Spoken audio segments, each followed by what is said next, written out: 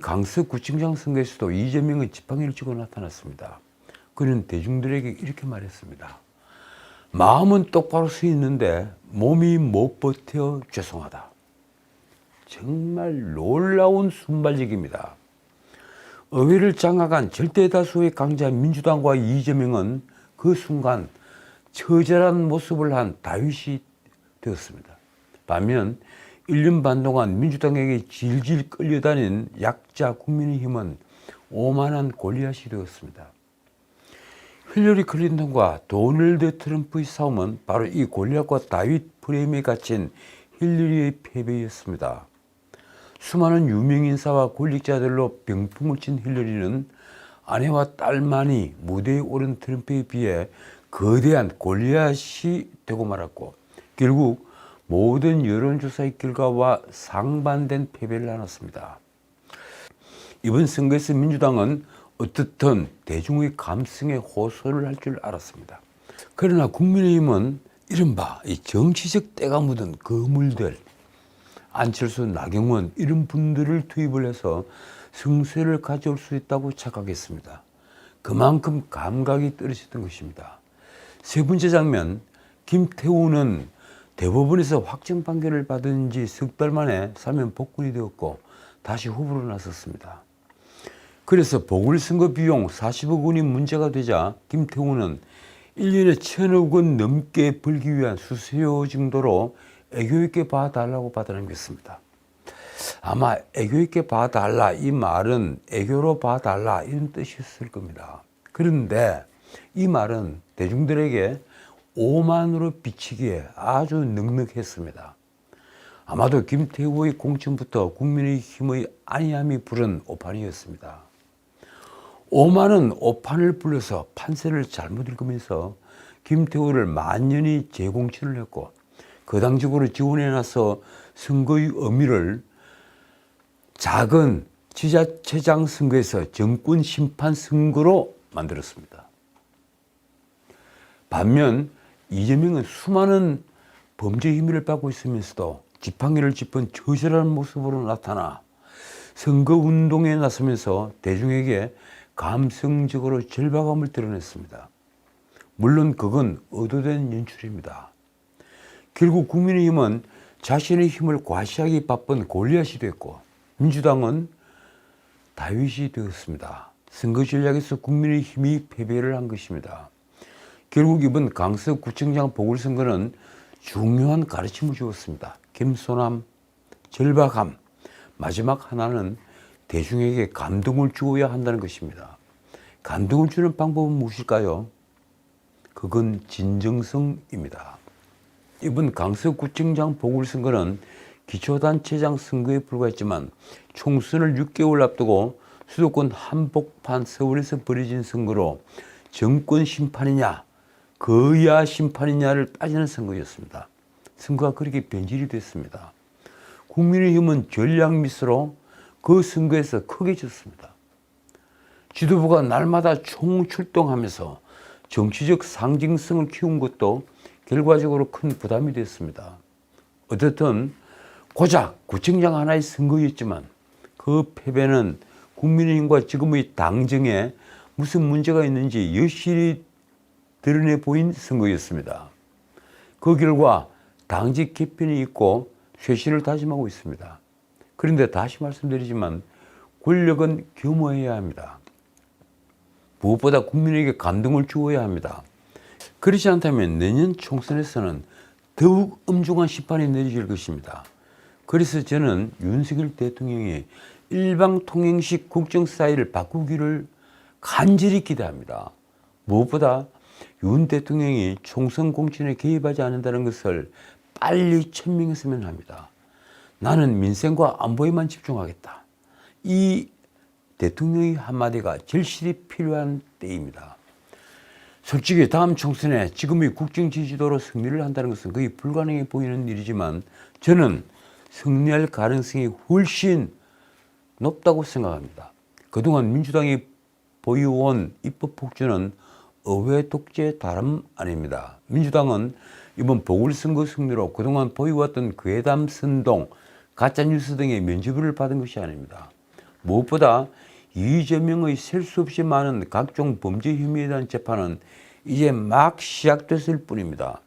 내년 총선이 다가올수록 이재명의 사법 리스크는 민주당의 리스크로 눈덩이처럼 커질 것입니다. 그래서 국민의힘과 민주당 중에 누가 먼저 쇄신하느냐가 결국 승부를 가릴 것입니다. 그리고 지금 현재로서는 국민의힘은 쇄신의 길이 활짝 열려 있습니다. 오래전부터 이재명에게는 대장동 게이트나 백인동 개발 비리보다 더 본색을 알 수 있는 범죄가 바로 경기도 법과 유용 사건이라고 말해왔습니다. 아주 사소해 보이는 사건이지만 이재명이 공사를 구분하지 않았다는 것을 극명하게 알 수 있기 때문입니다. 이 경기도 법과 유용 사건이 이틀 전 다시 한번 주목을 받았습니다. 이 법과 유용을 맨 처음 제보를 했던 7급 공무원이죠. 이 조명현 씨가 국회 권익위 국정감사에서 막상 증언을 하지 못하게 되자 얼굴을 드러내고 기자회견을 했습니다. 그는 이재명을 겨냥해서 가슴 속에 감췄던 말을 쏟아냈습니다. 국민의 피와 땀이 묻어있는 혈세를 죄책감 없이 자신이 돈인 것처럼 사적으로 유용하고 공무를 수행하게 되어 있는 공무원을 하인처럼 부린 사람이 민생을 생각하는 정치인이라 할 수 있느냐. 그렇습니다. 이게 바로 핵심입니다.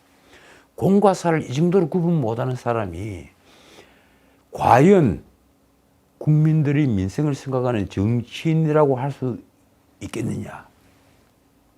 이재명은 이 하인처럼 부린 7급 공무원의 질문에 대답을 해야만 합니다.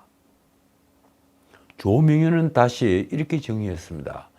이재명과 김혜경이 해온 일들은 작은 잘못도 아니고 어쩌다 그럴 수 있는 일도 아니다.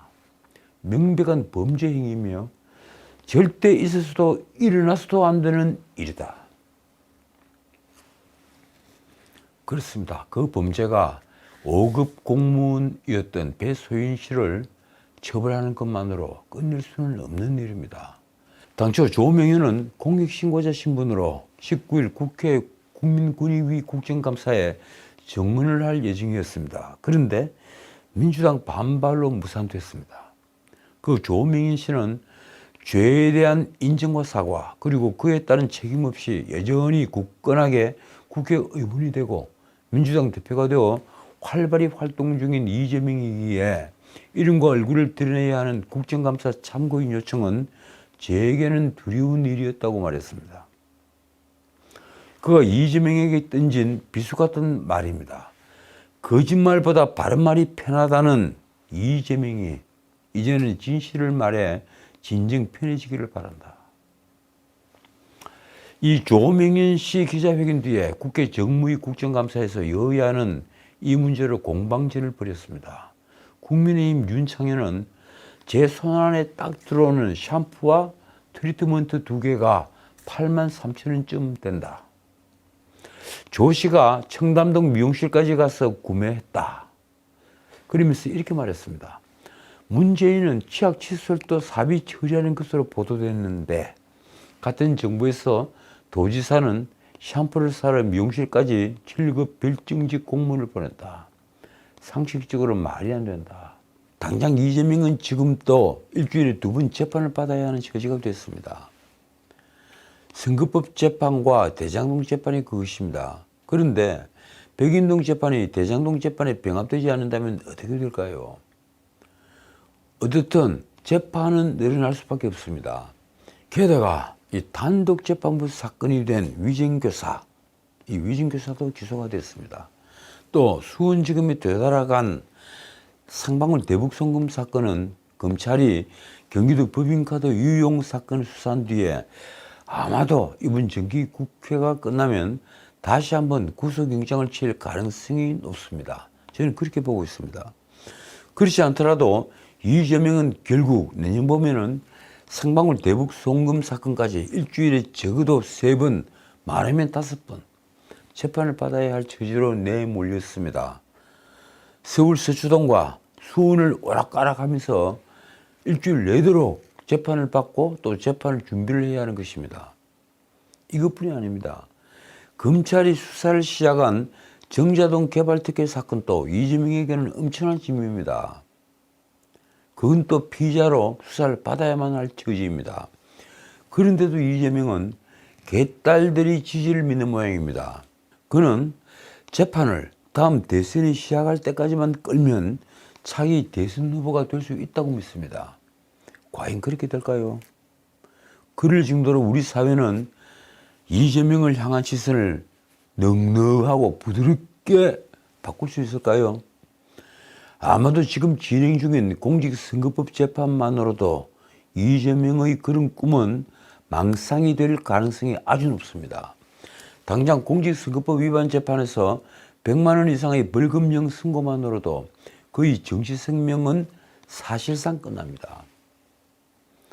민주당은 434억 원 지난 대선 자금을 반환해야 할 처지에 몰립니다.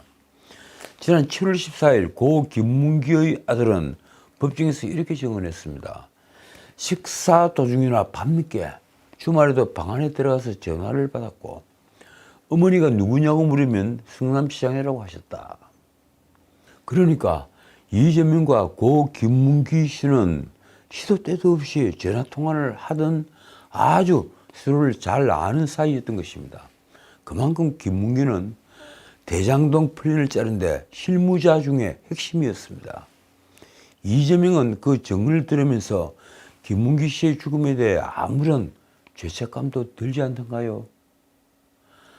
어쨌든 이재명은 지금 아주 당당합니다. 그는 어제 20일 서울중앙지법 형사 33부 대장동 위례신도시 개발특혜 성남FC 불법 후원금 이 병합사건 세 번째 재판에 출석했습니다.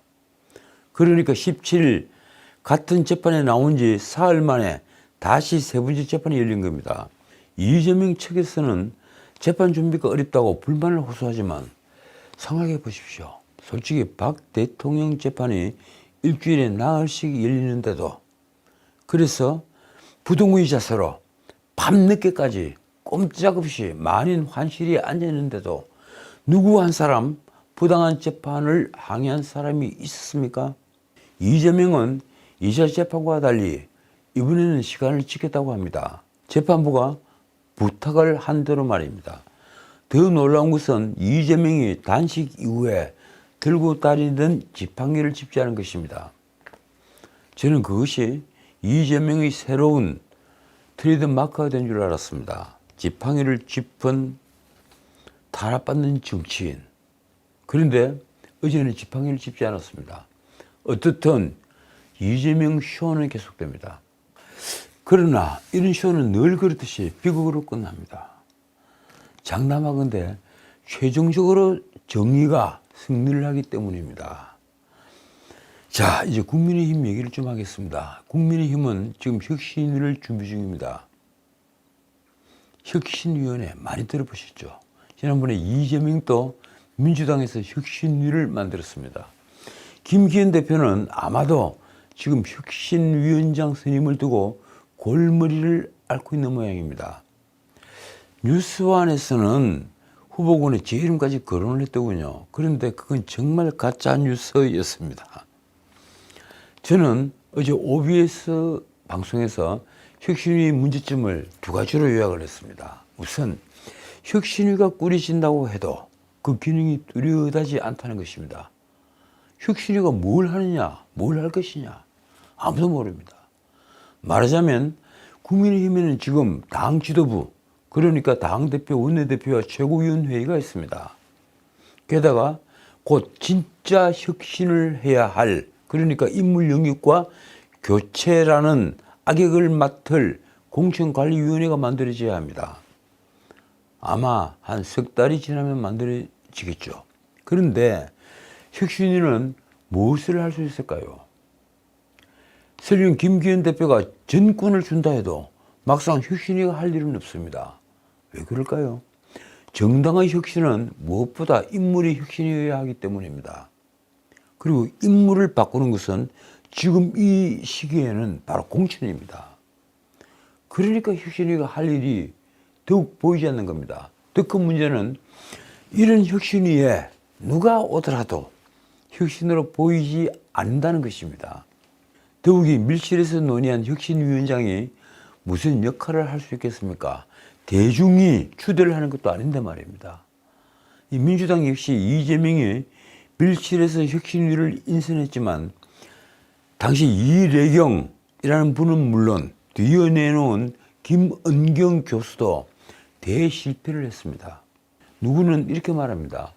혁신위가 가동되고 최고위가 복종하는 전권이 주어진다면 성공할 수 있다. 과연 그럴까요? 정치는 그렇게 쉬운 것이 아닙니다. 혁신을 하면서 승복받으려면 무엇보다 명분이 있어야 합니다. 그러려면 혁신위가 무엇을 혁신하는지부터 밝혀야 하는 것이 바로 순리입니다. 그런데 국민의힘이 추구하는 혁신위의 문제점은 또 있습니다. 그건 누가 혁신위원장을 맡더라도 아까도 말씀드렸다시피 혁신으로 보이지 않는다는 것입니다. 그저 선거용 미봉책으로 보이거나 형식적인 눈가림 정도로 보일 테니 말입니다. 자, 오늘은 여기까지입니다. 그런데 정치는 살아있는 생물 같은 것입니다. 저는 그걸 믿습니다. 저는 윤석열 정부가 좀 더 겸허한 모습으로 국민들에게 진정성을 보인다면 대중의 마음을 얻을 것이라고 믿습니다. 그 진정성의 요체는 무엇일까요? 바로 사람을 바꾸는 일입니다. 많은 조건이 있습니다만 요즘 세상 돌아가는 것을 보면 우선 저는 두 가지만이라도 갖췄으면 합니다. 첫째는 자기 희생을 할 줄 아는 사람. 자기 출세를 위해서 정치를 하는 것이 아니라 봉사를 하기 위해서 자기 희생을 할 줄 아는 사람, 미래 세대를 위해서 자기 희생을 할 줄 아는 사람. 둘째는 도덕성을 가진 사람. 이 도덕성은 바로 보수주의의 핵심 중의 핵심입니다. 도덕성이 없는 자가 보수를 얘기하는 것은 말이 되지 않습니다. 지금까지 전인책이었습니다.